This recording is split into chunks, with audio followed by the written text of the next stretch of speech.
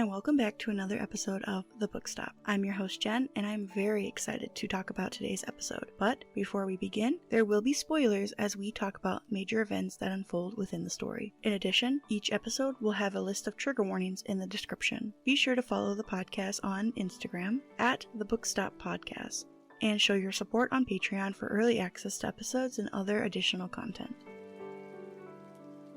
And welcome back to another episode of The Book Stop. And today, for the first time ever, we are joined with... Hi, I'm Abby. And what book did you bring, and why did you bring it? I brought Legendborn by Tracy Deonn.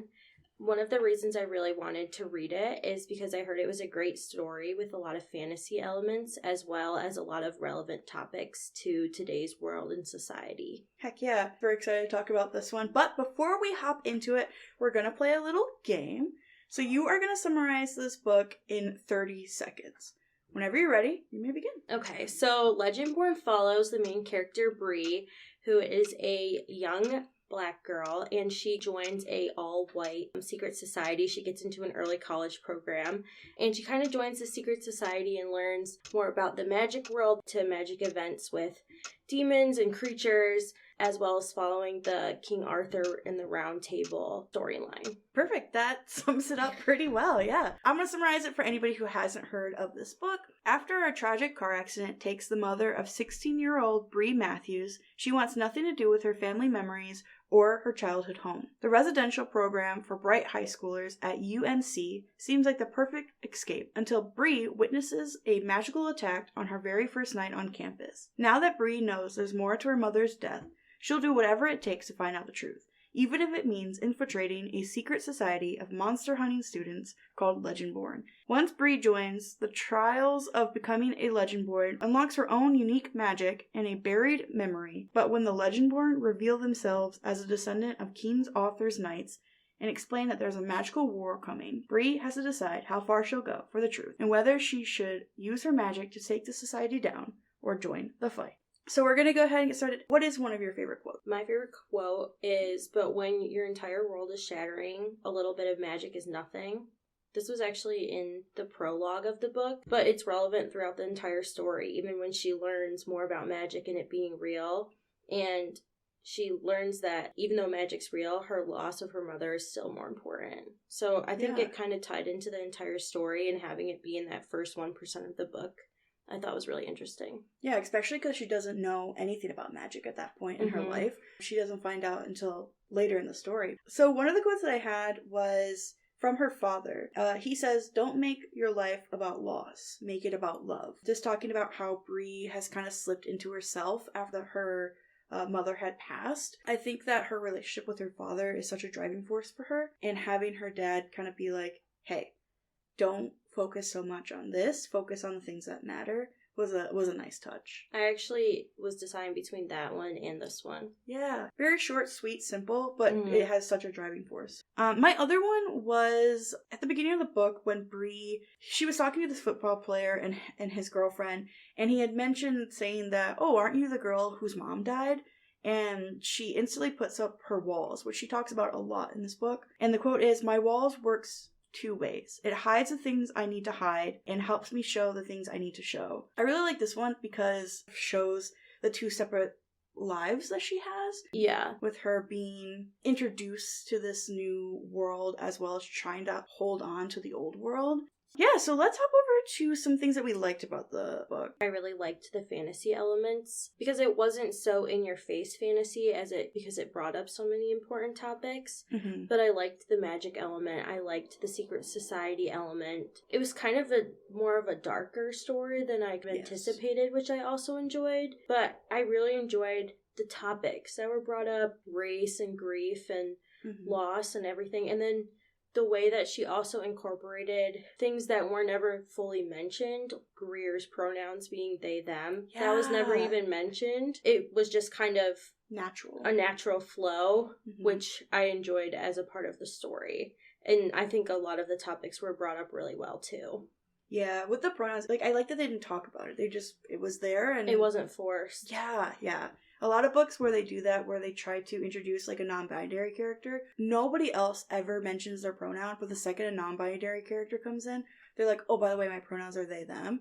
Well, this one is just a completely natural thing. I did really like that too. I really like that ether, which is their term for magic, is everywhere. Whether we see it or not, I really like how we get to interact with it within the story and how the weapons and the armor kind of come out of nowhere and form from that ether. I thought that was really well done to introduce that into the story. Yeah. I really liked the people of color in this book, especially the women, and having a main character as a person of color was awesome. When she like had her hair washing days and how in depth was self-care and she felt better after it was a really nice touch. I really liked that. It was really refreshing to have a character that focused on those stuff, not just always the action-packed stuff, but also taking care of themselves. Was really nice. Yeah. I love that everyone in this story was gay. I feel like everyone was gay. A lot of them were gay. Or somewhere on the spectrum. Yeah, a lot of characters were, which was very interesting because I also think I just recently read a couple books where everybody was gay. Mm-hmm. I don't know if you read the Dark Olympus series, but literally everybody in that book. It's on my list now. They're gay. Every single person in the story is gay or bi or part of the LGBT community. So I read that right before I read this, so it was like the same. Yeah, I like it, and they do it so naturally. Like Tracy does it so naturally. William, for example, never really mentions that he has a love interest until Bree asks, like, well, is there somebody that you're with? And he was like, yeah, I have a boyfriend that I'm in love with and all this kind of stuff. It's just so naturally placed in there. I love it. When Sel was like, maybe that's the reason I fell in love with Nick. And I was like, oh my god. Didn't see it coming, but I love it. Yeah. Now, what are some things that you didn't like about this book?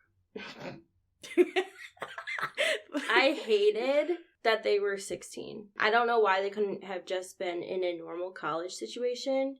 Why did it have to be an early college program? That whole factor didn't really make much sense to me because she could have easily wrote the story as, oh, they're freshmen in college. Yeah, absolutely. So that bothered me, and it bothered me more into the second book too, just because they are so young. And I want to know how old Nick was. I think he was 17, because I looked it up. Oh. Because I was suspicious. I thought he was like 22. I was like, I'm not a big fan of this.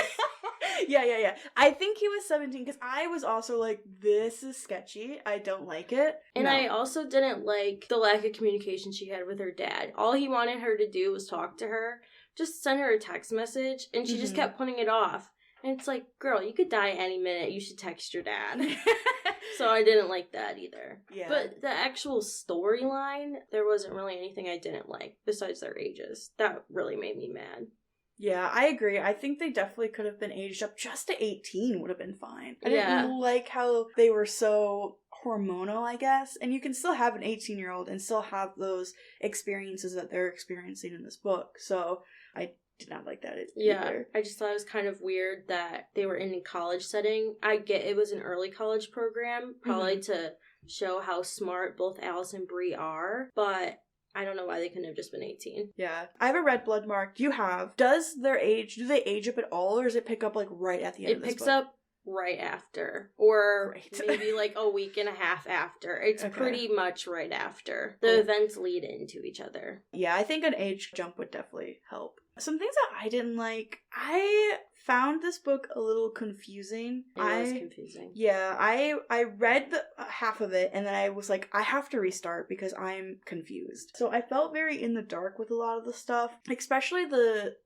squire and the knights and like that aspect. There's a lot of titles thrown around. Even like just having the mages and like the wizards, I guess, have a different name through everything out. I really love high fantasy, and I totally get first book, you gotta introduce everything. Yeah. But it was just kind of all thrown in all at once. Confused me. There's also a lot going on. Right when I think I have picked up what's going, even to the end of the book, I'm like, oh, I got it. I know what's going on now. Then they throw something else, and I'm like, I'm off my tracks again. I don't know what's happening. Yeah, I would definitely agree. There was a ton of world building in it, and I think it wasn't as relevant in the second book, the world building, because you kind of already knew the world and understood it, but the world building was definitely a very confusing element. I think it could have been laid out better where it wasn't so overwhelming, but we'll talk about that in a little bit. Another thing I really noticed was the conversations felt very unnatural and like blocky. It was very much like serve your purpose and then move on. The only time I was comfortable when she was talking to anyone was Alice and William. Those felt okay, but everyone else, it didn't feel like a teenager was talking. It really didn't even feel like it was a character talking. Yeah, I would agree with that. I like Patricia as a character, yeah. too, but I felt like a lot of that stuff, too, was a little confusing and felt kind of forced. Like, Bree didn't even want to be there. Mm-hmm. I wish that she would have liked her more off the bat. She liked Mariah, and I kind of just wish they would have just brought one person in rather than two, because she was already weary of Patricia, and then but bringing Mariah really helped. And obviously that was an extremely important part of the story. Yeah. But I do feel like a lot of the conversations were forced. I understand the weight of them. I understand that they have to set up stuff for later on, but just the way that they were talking, even the texts were kind of weird. When she was talking to her one cheerleader girl, I can't remember her name, it felt just very, like, they just didn't feel like teenagers to me. And maybe she was trying to do that to age them up, to make them feel like more like college students, but it felt weird to me. I also very surprised of the lack of people of color in this book. Like you had said, she had joined an all-white, secret society of the Legendborn. I was expecting there to be just somebody else for her to connect with, and her dad really pushed for her to find a Black community within the school. She just never did. So I was really hoping for more, and we just didn't get that. That it was done intentionally to make the two parts of her magic come together. There's definitely more people of color in the second book. Okay, awesome. Good. So, I'm glad. Yeah, there was definitely some parts of that I didn't like, because there were some characters that could have easily been made people of color instead in this society, but unfortunately there wasn't. So I don't think she really got that connection that she was looking for through this secret society that she didn't even intentionally want to join, but she kind of got roped into it. Yeah. Like, I know it could have been like a seclusion thing. Like, she was joining the society and was looked down upon because she was a person of color, and I think she hinted at that enough to kind of pick up that vibe. But yeah, I was kind of sad. I wish there was a little bit more, but I'm glad there's more in the next book. The last thing I didn't really like about this book, and it's kind of a biggie, I really did not like Bree. I just didn't like her character development, I think. It felt recycled, like a lot of things felt like the same. She would go here, get attacked by a monster, and then run away. It was just like the same thing over and over again. I don't know. I expected her to kind of, as our main character, stand up for herself a little bit more. I actually really liked Bree, but I can see why someone wouldn't, because of all the points you just listed, she could have stood up for herself more, but I do think everything was done like pretty intentionally. I think she was probably more scared to stand up for herself, especially in the beginning, because she was seen as more of an outcast. But I really liked the part where everyone was touching her hair and she just got pissed about it, because I just feel like that is something that people might not necessarily think of, but it would be very annoying. Yeah, absolutely. Especially when you don't wash your hair that often. You don't want people touching it. And the way your hair is and the type of curls she has and everything relevant to her, I don't think the other people in the story could really understand that. Besides Alice. Yeah, I love her design, like who she is as a person. It was just her development. Maybe there's more later on. And I think at the end, she just seemed like a little too powerful, I think. She had like too much power going on, because she had 3 types of power in her. She had her grandma possessing her, or like in her head. She's also the reincarnation of King Arthur, and like it was a lot going on, and I'm interested to see how she gets through all of that and is able to control it, but it just seemed like a little much at the end. So the next thing I really want to talk about is Alice and Bree. So Alice being her best friend of like together since they were kids. So at the beginning of the story, they have this big fight, and I don't know if I loved it a ton. It felt like they were trying to just seclude Bree to go to this society. And like push her there. I agree with that. I think Alice is not used properly, in the sense that she could have been more useful showing the difference between the worlds, of showing the Legendborn side and the Once-Born side. I did like the callback of Davis bringing Alice there and like torturing her. Okay, let me say that differently. I like that she was tortured.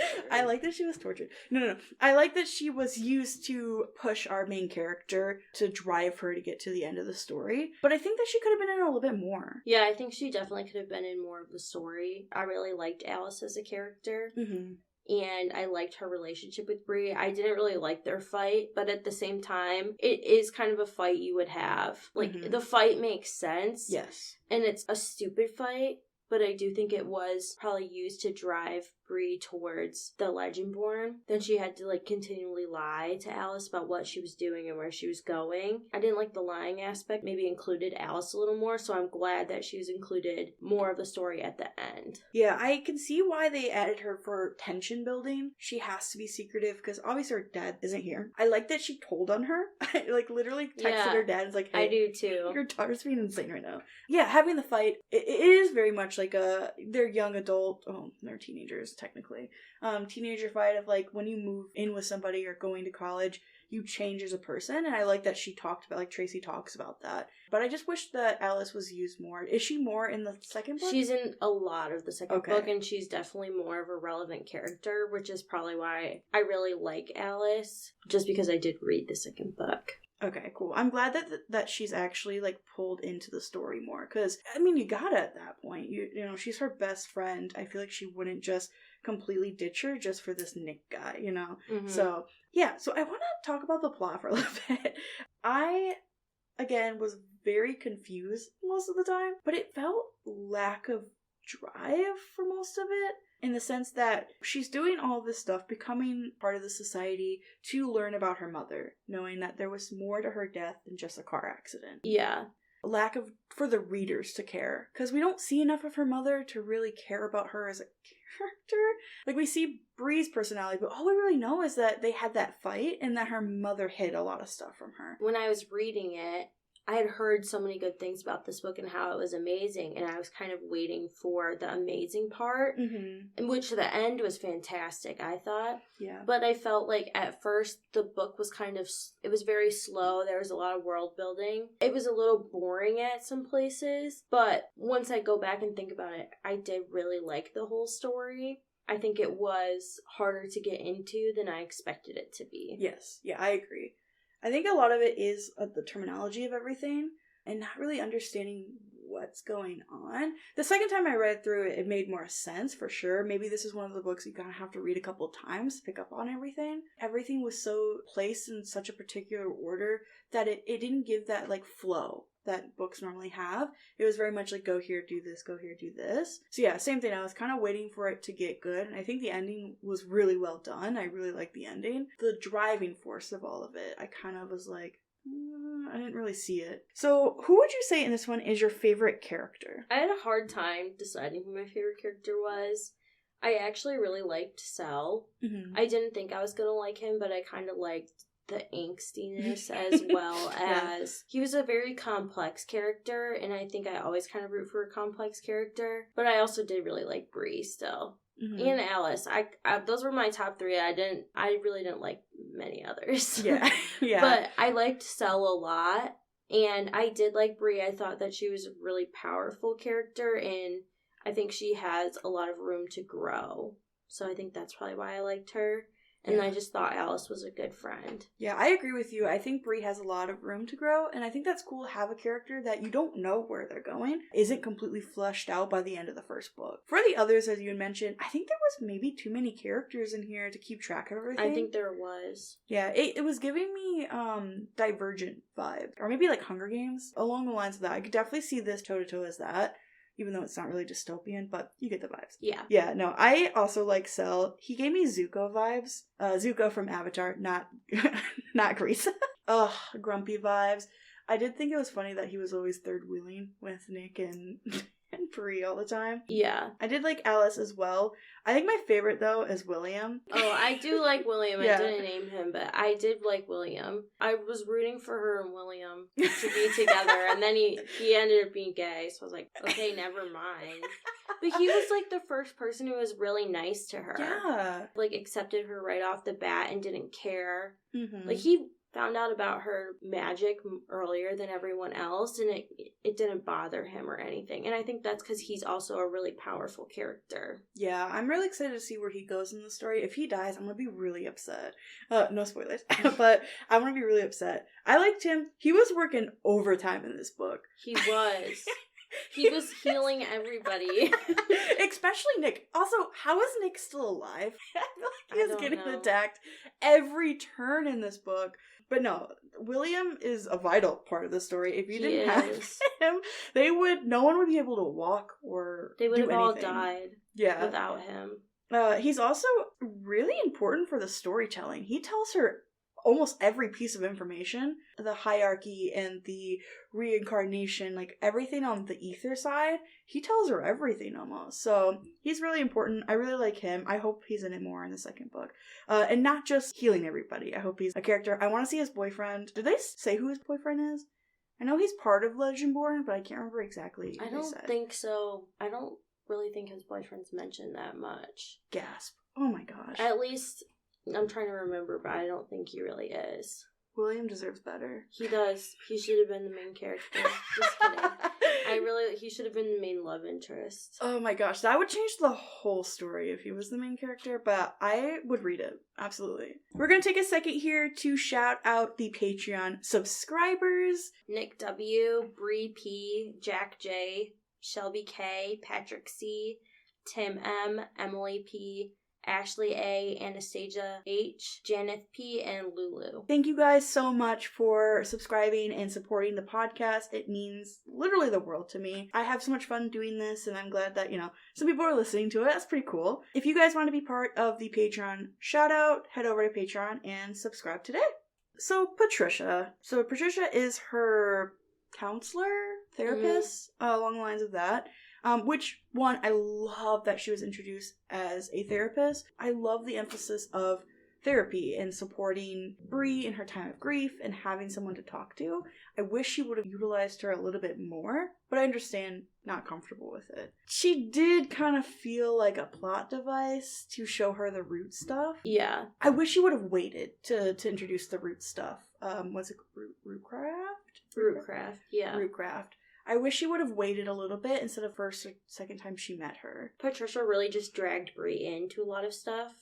And I think Bree was already being dragged into a lot of stuff, so it was kind of overwhelming for her. Mm-hmm. Why she had some animosity towards her at first. But their relationship did grow in the end, and their relationship was obviously vital, but I would agree she was kind of a plot device. When she brought her to the graveyard and had the memory lane, we'll call it, thing with the Rootcraft, which is another question I have for the time skips for the memory scenes. When Bree was in this moment of watching her ancestors, just the events that happened, is she kind of stuck in time? Like, does time continue to go, or does it freeze?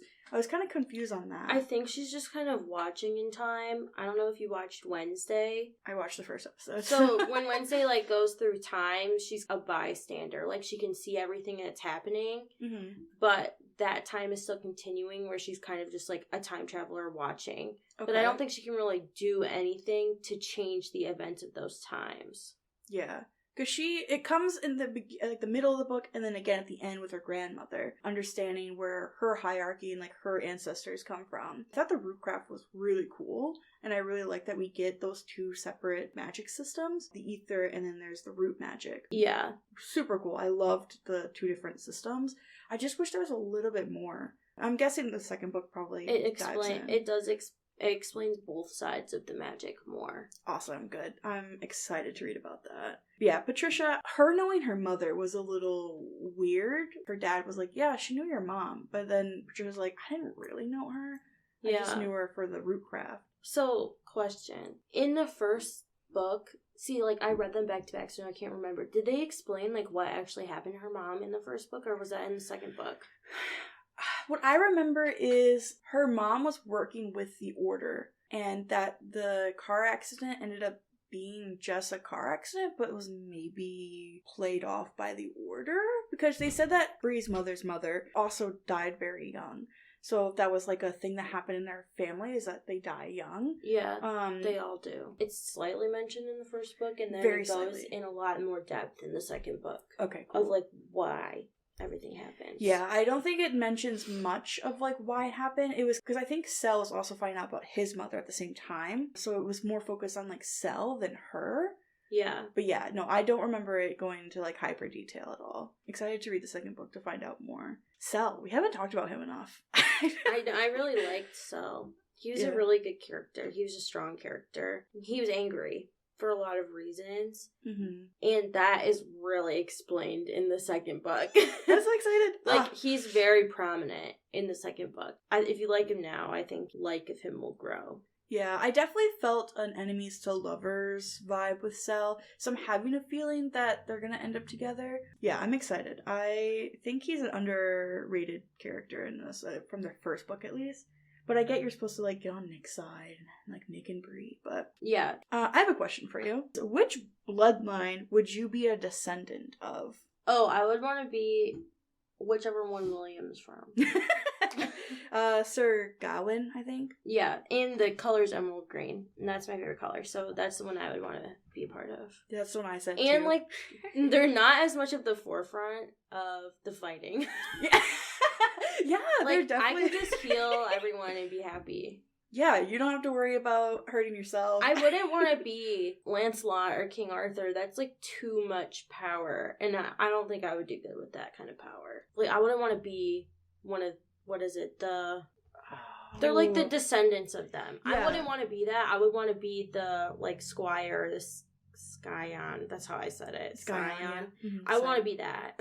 Yeah, no, I definitely wouldn't want to be like the top 3. No, don't sign me up. I wouldn't want to have that pressure on me, but I would like to be the little assistant that just like kind of helps. Yeah, I vibe with that. I'd be like the cleric. I don't want to be the person that's doing the damage. I want to heal the damage. But I don't want to be William. I want to be William's little assistant. Yes. Oh, that would be so much fun. Just to hang out with William. Besides what happened with him. Oh. William's little assistant. Oh, what happened to William's He died in the end. He was killed. Oh, yes, that's right. I wouldn't want to die, but... You'll be the assistant that replaces him. Yeah, I would want to be that one. I wouldn't want to be, like, the actual ascendant. I would just want to be, like, there. Yeah. For the vibes. For the vibes. In the little, like, infirmary. I think that'd be fun. Yeah, absolutely. Doesn't this entire place, like, just live in a lodge? Like, a cabin? Mm-hmm. Like, that's so weird. Just in the woods, too. I get you're trying to be secretive and try to, like, hide out. But sometimes hiding in plain sight helps, too. Yeah. Also, when stuff goes wrong, then you gotta travel back to your little house far away. Oh my god, I just remembered something. Cell freaking making a callback to Twilight. What did he say? Oh my god, so they were running through the woods to get somewhere, I can't remember off the top of my head, and Cell was like, well, why don't you get on my back? Like that movie. And he's like, well, I'm not a vampire. And I was like, I love this. I remember that. I didn't remember it until you just said it, but that was funny. Making the callback to Edward. See, I like subtle modern day inclusions like that. Some books just go like too hard. This one is very subtle. Like there isn't a ton in there, which still gives it a modern feel. I think it's supposed to take place in modern day. Like, it's not, like, a secret past world or anything. Definitely, like, our world, which is nice, because it doesn't go into, like, talk about Kim Kardashian or Instagram or anything like that, and still give a modern feel to it. I like when they have cell phones. Yeah, it makes it so much easier. To contact everyone else, because every other book I read, when they don't have cell phones, I'm like, this is so confusing. You can't just call the person. Let's send a pigeon over. It'd be a lot easier if you could just call or text them. It definitely helped. And I like when Nick was like, contact her for a week and she's just completely ignoring and actually like studying and doing her homework and stuff. Yeah, it adds a nice being able to do like a modern but also a fantasy. Yeah. So who would you say is your favorite relationship? My favorite relationship is between Alice and Bree. I think I just liked Alice a lot. Mm-hmm. They really understood each other. Bree was kind of rude to her at the beginning, but she was also like under a lot of pressure. And I liked that Alice was there for her, and like she did tell on Bree to her dad, which I just feel like is a very realistic aspect of a close, lifelong friendship. Yeah. I would tell on my friends to their parents if something was seriously going on. So I think I definitely liked their relationship the best. Yeah, absolutely. Like, it gives the realistic vibe to it. You know, she's concerned about her friend, and she's not listening to her or even coming home half the time. I'm sure her dad asked Alice to watch her, too, making sure she's eating and going to school and stuff, and calls her out for not doing that. She's not, like, silently sitting around waiting, yells at her, and is like, hey, you're not who you are anymore, talk to me. And yeah, I really like them, too. Yeah. I said that my favorite was William and Bree.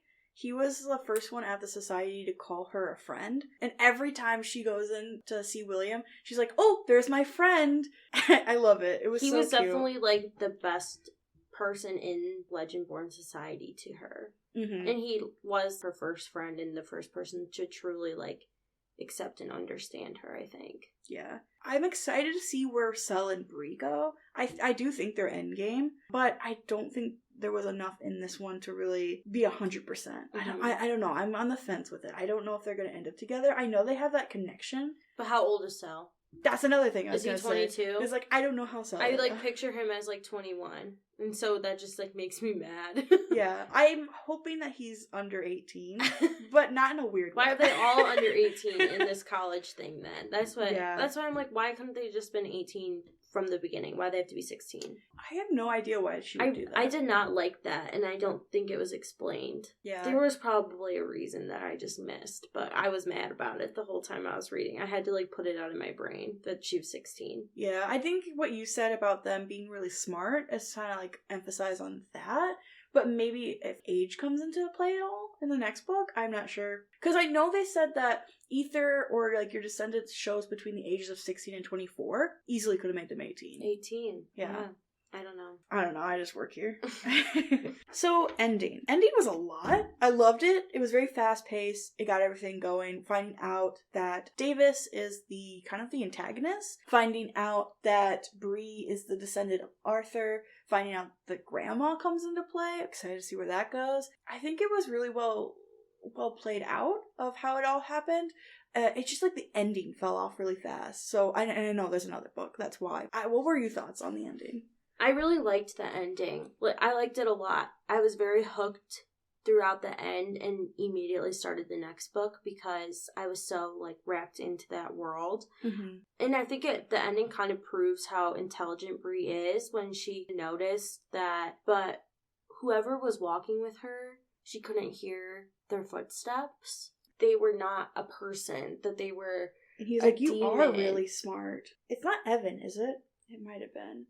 Yeah, it is Evan. Yeah, so I kind of like that, and I think that's where the book really picked up. Yeah, so when Evan was being, like, possessed or whatever was going on. Yeah, like, he was killed prior, and Cell knew that there was a demon or this monster amongst them. Yeah.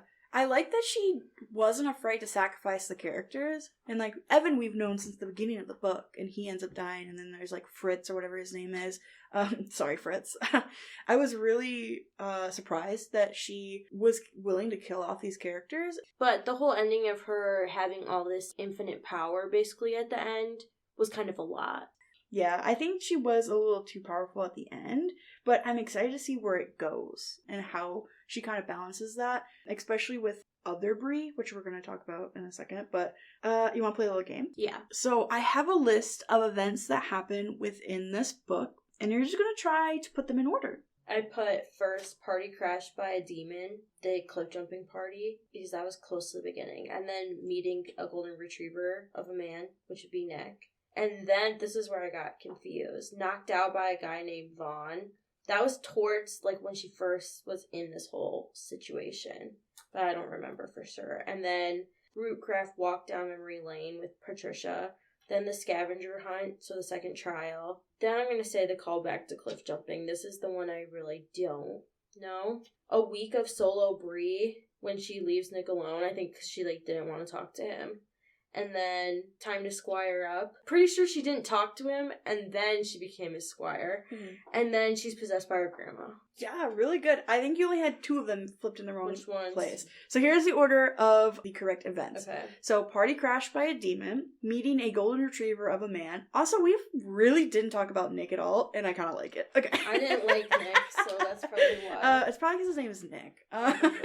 And then it's Rootcraft walk down memory lane, and then it's a little scavenger hunt, and then it's knocked out by a guy named... okay. I knew the middle was where I was going to get confused. Yeah, but you got the last of it is a week of solo Bree, time to squire up, possessed by grandma, call back to cliff jumping. That's at the end? Yes, that's at the very end. So her and Cell go into the forest, and she finally jumps off of the cliff. So is the grandma she's possessed by, is that her grandma, or is it... I think it's her great-great-grandma. Like, it's one of the grandmas, like, down the descendant line. What was her name? Do we know? Vera. I know for sure it's her grandma, because she kept calling her grandma. She's in the line, but there's, like, a million of them. Yeah. As you'll see in the second book, they talk about all of them. No, I'm gonna get so confused, and I'm already confused. It's not that part's not confusing. Okay. It just will make you mad. Oh, no. I'm kind of scared now. What are some things that you would have done differently, would have changed, just your own personal opinion if you were writing this book? For example, I would have waited to introduce magic. They introduce it literally in the first chapter. She meets Cell at the cliff jumping party, and then she sees the demon, and then there's magic already. I would have waited a little bit longer to introduce the magic, just to give the readers maybe some suspense of like, oh, what's going on? Maybe give the illusion that it's not magic and then it is magic. I know that magic is obviously the focal point of this book, but I would have just liked it to leave a little confusion for the readers in the sense of what's out there, what's going on, instead of just putting it right in our face. Yeah. The other thing is, we've been talking about a lot, their ages. I really wish that they were at least 18. Would have preferred like a 20, 21-year-old. And then the last thing I said was more Alice and her mom. Alice being, I know she's more important in the second book, which is awesome, but I wish there was more emphasis of that other world. With mom being the driving force of the story, I just needed a little bit more of her flashbacks, walking down memory lane. Maybe she has a moment. I know she has the one where she's like, okay, look at me. Don't like talking to the person behind her. You're going to find out about this when you're older. I wish there was a little bit more of that. Yeah, I would definitely agree with all of those. Going a little more in depth on Cell as a character. He is brought up a decent amount of times in the story, so you know he's important, but you don't know, like, that much about him in particular. And then also kind of bringing up why Nick didn't want to take up this position. Yeah. Like, that wasn't really mentioned. That it was mentioned, but it wasn't in depth of a point of you kind of want to know more of, like, why didn't you want to? I think that would have definitely been important in the story. Absolutely, I agree. I know that he was talking about, like, I grew up as a king, not a kid. I never got a chance to have a childhood. But when you have this whole society that's looking upon it and you were raised to be a king, why does he push it away so much? Yeah, I totally agree with that. Like you said earlier, make Patricia less of a plot device. Mm-hmm. And maybe not have, like, thrown her into these two very intense magic worlds. I kind of wish they were more, like, related. Yeah, like an aunt, maybe? Yeah. And then probably have, like, at least one other person of color in the Legendborn, like, society, because it did make her an outcast. Yeah, absolutely. Especially towards the end when Nick declared who his squire is. Mm-hmm. Then she was kind of, like, attacked. I agree with all of this as well. For Patricia, does she do the root magic, or does she kind of just know about it? Because I can't remember. I think she has some magic ability, because she, like, kind of took her down that path. She doesn't have the same ability as Bree. Okay, interesting. I'm excited to see what that kind of plays into in the next book. But speaking of the next book, again, you've read, I haven't, so I have some possible guesses of what's going to happen, or maybe some predictions that I have. So obviously, I think that Cell and Bree are going to get together, because, like, enemies to lovers type deal. And they have that weird connection where they, like, can feel each other and have, like, their presence known. I don't 100% trust Nick. I don't know, do you? I thought he was a villain in the first book. So same. I could see why you don't trust him. I thought he was a villain. But then we find out he's not the villain. He doesn't want to be in this world. Now that Bree is the king, I'm excited to see what he's gonna do. Does he, like, resent her for it? Does he actually want it? I'm excited to see how he plays out, but I don't 100% trust him. And then the other thing was the other Bree. I have a feeling that, I'm probably, like, completely overshotting it, it's not true, but I have a feeling that, because Cell is Shadowborn, and is part demon, I feel like maybe Bree taps into that too. Maybe she's a demon, like, Shadowborn, and, like, that's why they're so connected, her and Cell. But again, shot in the dark. But more emphasis on other Bree. She kept shutting her out on this one, so I'm excited to see what. What do you mean other Bree? Yeah, she had before Bree and after Bree. Oh, okay. Yeah. Okay. Yeah, so I always call it the other Bree, but I think she calls her after Bree, after her mom died. So I'm excited to see where the other Bree takes her and like what it is even. So am I anywhere near anything? You're kind of off base a little bit. Okay, well but I tried. They're all good. They're all good thoughts. Okay. Not all of it's wrong, but not all of it's right. Yeah. I am interested in seeing where else the series will go. That's my next question I was going to ask is, do you think there's going to be a third book? I think there is a third. I think she's writing a third book. Oh, perfect. Okay, cool. But the second one just came out. Well, we're kind of coming to a close here, but before we go, we do one last thing. So we are going to do the rating scale, but we do it a little bit different here on the book stop. We make up our own thing. I would give Legendborn by Tracy Deonn 3 therapy sessions in a cemetery out of 5. I thought it was really good. Listen to the podcast again if you don't know what are some of the things we like. I don't know if I would reread it again. Maybe in a couple years from now. Maybe after the third book is out, I'll reread the whole series again. Wish there was just more character-driven stuff. I wish we learned more about the other characters in the book. I wish we would have gotten more William, always. And I really liked the people of color, and I liked all the LGBT representation in this book. 4 stars. I really liked the story. Mm-hmm. I loved the characters. I liked where it was going, the magic element. And then I couldn't stop thinking about the book for like 5 days, so then I switched it to 5 stars. I actually really enjoyed the book. The 4th book, I think I gave a 4-star, though. I mean, not the 4th book. Oh, I totally what I meant. The second book, I gave a 4-star because I didn't love it as much, but I still really liked it. Yeah. I liked the book a lot. I think it was pretty good. The characters and the people of color. And I just think it really brought in a lot of important aspects to and relevant topics to today. So, as well as having the fantasy elements. And it surprised me because I didn't think I would like the King Arthur and the Round Table vibe. Yeah. But I did really enjoy it. Yeah, that definitely took me by surprise because I went in completely blind. Like, I didn't look anything up about the series. So when they started doing that, I was like, okay, I love Merlin. I loved that show. That was a great show. So it was weird coming in and reading it. And yeah, it's really good at keeping it not too high fantasy, but also not too modern. It has a good balance. Mm-hmm. Thank you so much for coming and reading this book. Thank you for having me. We don't have anything scheduled right now, but maybe we'll do Bloodmarked and then maybe do the 3rd book when it comes out. But yeah, thank you again. Yeah, thank you. Bye, everyone. Thanks for listening. Thank you for turning the pages with us today. If you've enjoyed this episode, show your support by leaving a review, sharing the episode, and following the podcast on Instagram at The Bookstop Podcast. Join us on Patreon for early access to episodes and other additional content. Thank you for listening, and I'm looking forward to the next one. Hope you are too.